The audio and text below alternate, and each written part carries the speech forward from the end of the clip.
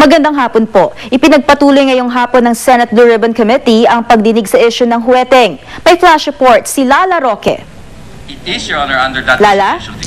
Lay, unang sumala ngayon sa pagpapatuloy ng Senate Blue Ribbon Committee hearing ukol sa huweteng si DILG Secretary Jessie Robredo. Unang tinanong sa kanya ng mga senador ay kung iniimbestigahan na ba niya ang kanyang USEC na si USEC Rico Puno dahil nga ito'y nadawit sa issue ng huweteng. Ayon kay Robredo ay pinabulaanan ito ni Puno at sinimulan na nga rin nila ang investigasyon. Direkta rin naman sinabi ni Robredo na kaya daw labanan ang problema sa huweteng. Sinabi rin niya ang ilang kanilang rekomendasyon para labanan ito. Dapat daw ay palakasin ang Small Town Lottery o STL, pagtingin ng enforcement at magbigay daw ng insentibo sa pulis, sa LGU, maging sa KABUS. Ilan sa kanyang mga nabanggit dito ay pagbibigay ng SSS benefits. Play ay nandito rin sa hearing ngayon ang PNP Chief Director General Raul Bacalso at ilang kinatawan mula sa PCSO, Anti-Money Laundering Council at BIR.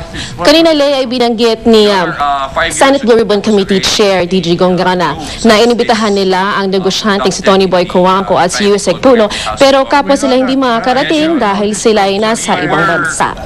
Lay? Maraming salamat, Lala Roque. Samantala malakas ang buhos ng ulan ngayong hapon sa ilang bahagi ng Metro Manila. Ayon sa Pag-asa, dala ito ng Intertropical Convergence Zone kung saan apektado ang Katimugang Luzon, Visayas at Mindanao. Makikita sa kaliwang bahagi ng screen ang lane ng EDSA na patungong north. Bahagyang mabagal ang takbo ng mga sasakyan. Sa kanang lane naman ng EDSA na papuntang south, makikitang mabigat na ang daloy ng trapiko.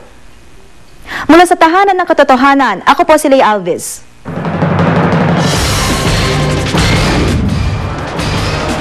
Mga smoke belchers sa EDSA pinaguhuli ng MMDA. Law student na naputulan ng dalawang paa sa pagsabog sa Maynila na ilipat na sa regular na kwarto mula ICU. At Britney episode ng Glee, isa sa mga pinakapinonood na palabas ng TV musical. Tutukan sa 24 oras dahil hindi natutulog ang balita. Mamaya pagkatapos ng pantatay at bago ang Survivor Philippines Celebrity Showdown.